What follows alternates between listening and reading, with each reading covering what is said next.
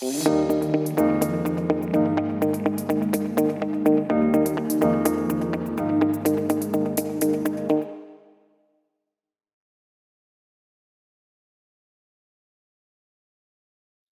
20-year US Treasury bond yield just hit 5%.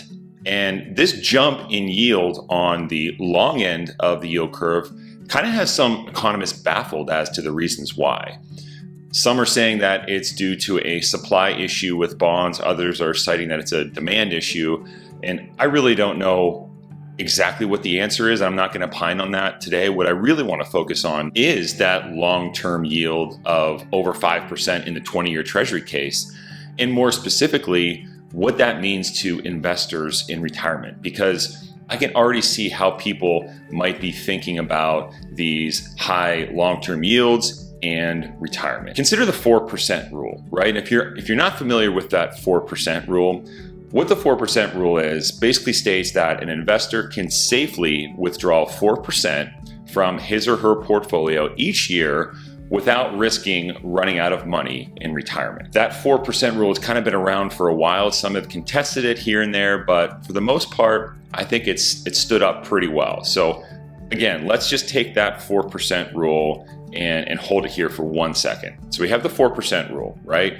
Now, consider that we have the 20-year US Treasury bond yielding 5%. And actually, I just checked earlier and it was over 5%. Certain bonds were yielding more than 5%. I can start to see how people might be thinking about this, especially if you're in your early to mid 60s, you're about to retire, or maybe you have recently retired. You don't necessarily want to take too much risk in the stock market. You're very risk averse. And you're aware of this 4% rule, and you feel like based on all of the research that you've done and your budget that a 4% rule is pretty safe. If that's kind of where you're at, then I could see someone like that be thinking, why not just put all of your money into a 20-year Treasury bond? To keep the math simple here, and I'll go into further detail later, to keep the math simple, you're going to be 1% ahead pretty much every year, right? So if you're taking 4% out of your portfolio, but you're earning 5%, well, you're 1% ahead. Even more importantly than that, or maybe in addition to that, is you're investing in US Treasury bonds. And these are of the highest credit quality in the marketplace for fixed income. So the likelihood of these bonds defaulting is very low, meaning that at maturity, more than likely you're going to get your par value back on those bonds. So let's put this all into context. If you're someone in your early to mid 60s, okay, and we'll assume, to keep the math simple here, that average life expectancy is 85. It's actually I was just looking it up, it's pretty close to that, but let's assume for this example, average life expectancy is 85. So if you have someone in your mid 60s and they're applying the 4% rule in retirement and investing all of their nest egg or all of their funds into a 20-year Treasury bond, they're sitting pretty good, right? It almost seems like it's too good to be true. And that's what I want to talk more about today, because again, I think people are going to start to see these high yields on the long end of the yield curve and start to think, geez, why don't I just dump all of my money into a 20-year US Treasury bond backed by the United States government? While I believe that some portion of a risk-averse retiree's investment strategy should be in some kind of intermediate and or long-term Treasury investment, putting your entire nest egg into something like that, or any one security for that matter, might not be the best course of action. Like with any investment that yields an attractive fixed return, there's always risks to consider. And that's what I want to talk about today, are 5 risk factors that should be addressed before investing in long-term bonds. So let's start with number 1, and that is the risk of inflation. So I don't need to go into the detail on what inflation is. You've probably all seen it if you've been to the grocery store, but what I want to hit on here is the compounding effect of inflation and how that's different from fixed interest income that you receive from bonds. So compounding with inflation works very much like it does in the market or with an investment return. So for example, if we have inflation that's averaging or running 4% a year consistently, let's say over the next 10 years, that doesn't necessarily mean that from today going forward into 10 years, that prices are going to be just 4% higher. That 4%, assuming it stays consistent, right, is going to be compounding each year. So it's 4% in year one, and then year two, it's 4% on the prices that have already been inflated 4% in the prior year. So you have that compounding effect. And investing in bonds that just pay a fixed rate of interest that aren't tied to inflation don't work like that. You just get that fixed payment, meaning that over time, that inflation could potentially erode your purchasing power if you're just investing in long-term fixed interest bonds. Number two, the second risk factor is growth. So getting back to that 4% rule that I mentioned earlier, the success of that 4% rule, the data that went into it, was dependent upon a portfolio that was invested in bonds and stocks. So not just 100% in long-term treasuries. And the reason is so that equity portion of the portfolio could grow and counteract the impact of inflation over time, while the fixed income bucket, if you will, provided that income and that safety and security. So with a long-term treasury bond, if that's all you're investing in, your growth is going to be limited, right? Now, you could see a spike in the price of the bond if the interest rates are cut, if interest rates go down, because interest rates and bond prices move inversely. So you could see some potential growth or appreciation from that perspective. But remember, that can also go the other way, like we saw in 2022 when the Fed raised rates at the fastest pace in history, and long-term and even intermediate treasuries lost over 30% in value in just 1 year.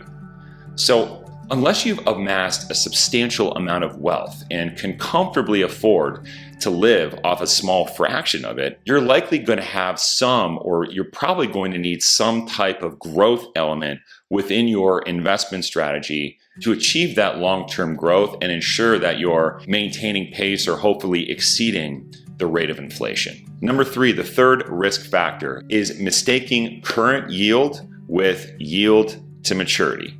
I just want to preface this section by saying that fixed income, individual bonds, more importantly, are highly complex. I think they're even more complex in fully understanding how they work and operate than equities, than stocks.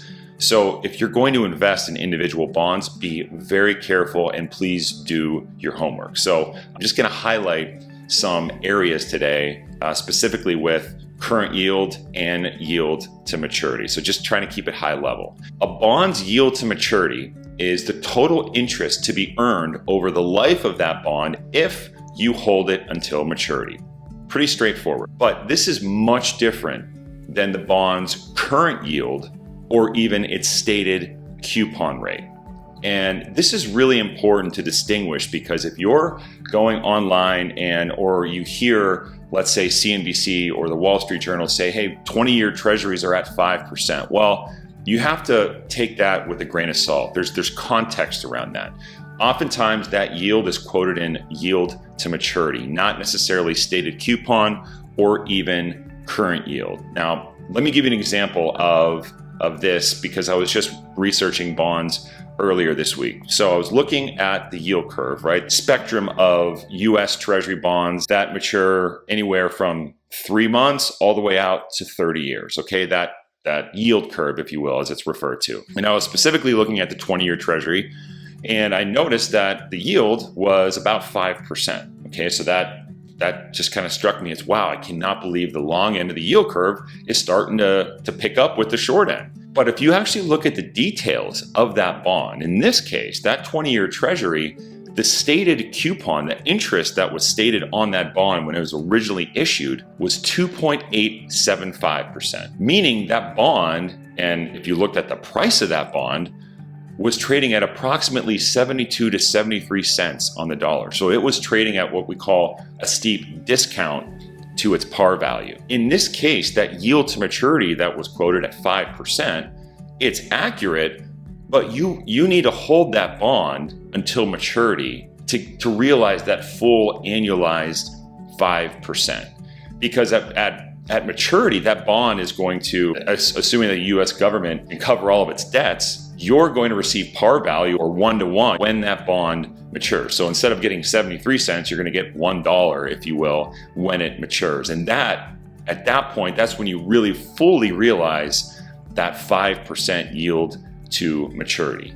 In this case, I think the current yield on that bond, when I was looking at it, was right around high 3s to low 4%. And again, the stated coupon rate, the stated rate of interest on the bond itself, was only 2.875%. So someone thinking that, oh my gosh, I can just go get a 20-year treasury bond and get 5% a year, let's say, again, to keep the math simple, put $1 million in, I'm going to get $50,000 a year.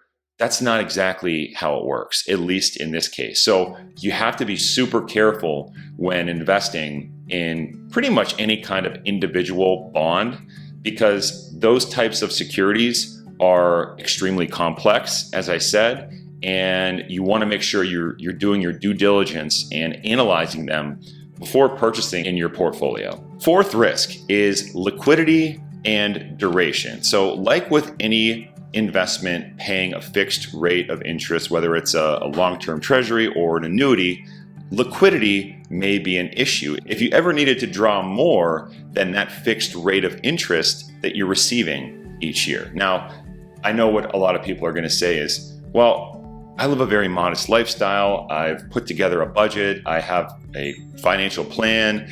Everything is good to go. I don't necessarily think I'm going to have to pull any more than, let's say, that safe 4% from my portfolio each year. All I can tell you is from experience, that's just not just personal experience, but also experience working and managing clients' portfolios and retirement plans, is that the only constant in life is change. Okay, so something always is going to come up, whether it's an unexpected health emergency that requires a huge outlay of cash, or splurging on a big family vacation, or literally any variable that could force you to dip into the principal of your portfolio. Those things are going to happen whether you like it or not. So investing in 100% fixed income, long-term fixed income portfolio like a 20-year treasury, you could have some liquidity issues. And if rates continue to rise, or even if they go up in the future, then the principal value of your bonds, remember, interest rates and bond prices move inversely, okay? So if rates continue to go up, the value of your bond is going to go down substantially, especially on long-term, long-duration bonds. So if you needed to tap the principal for whatever reason, you may have to dip into that at a time when, like in 2022, the value of your bond is down 30%. So you have to account for liquidity and the unexpected in retirement, as both are going to be critical to long-term success. Last but not least is what I call FOMO, or fear of missing out. Now, you might be thinking that investing in any kind of treasury bond is pretty much risk-free, but trust me, it's anything but, especially if you're putting all of your money into it. But that risk is actually more psychological than it is financial. So let me explain what I mean by that. It's not easy to remain content with your decision to, let's say, be 100% invested in 20-year government bonds when you hear your friend boasting about his 30% return that he got in his portfolio last year, or your neighbor claims that he or she has averaged double digits over the past 10 years. You're going to have that peer pressure, if you will, or people just wanting to talk about how great their investment returns are, or how well they did on this stock or that bond or whatever it might be. And that could be difficult to digest, especially if you're kind of in this super safe type of investment that's just giving you a fixed rate of return every year. So that's one thing.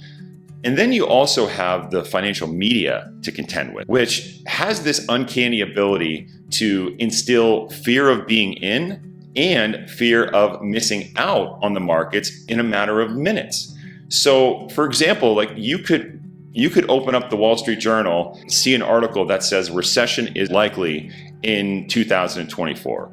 And then go to CNBC and read an article that tells you about 3 tech stocks that every investor has to be in for the next 10 years. it'll absolutely drive you insane. If you're not working with a financial advisor, or if you don't have someone to at least consult with, and you're just managing your investments alone in retirement, then there's a risk that peer pressure or what you see on the news could disrupt that investment strategy that you currently have, whether it's 100% in 20-year treasuries or literally anything else. That FOMO, that fear of missing out, really impacts people's decisions. And I've seen it sometimes where people will simply just change their course of action with their financial plan, make poor decisions just because they want to keep up with the Joneses. Does it make sense to tie your money up in treasury bonds for 20 years at 5%? For most people, this likely isn't the best course of action, as the risks that I discussed earlier, those being inflation, lack of growth, complexity of the fixed income market, liquidity, and that fear of missing out far outweigh the benefits. To quote Les Brown, and I absolutely love this quote, "If you do what is easy, your life will be hard. But if you do what is hard, your life will be easy." It's easy to spend 5 minutes searching online for the safest, highest yielding investment to plunk all of your savings into. It may be hard to cover the rising costs of things in retirement, or to fund that unexpected emergency expense when your money is tied up in one security for 2 decades. On the other hand, it's hard to assess risks in the market, identify your own risk tolerance, build a comprehensive financial plan, construct a diversified investment portfolio, and consistently rebalance your investments.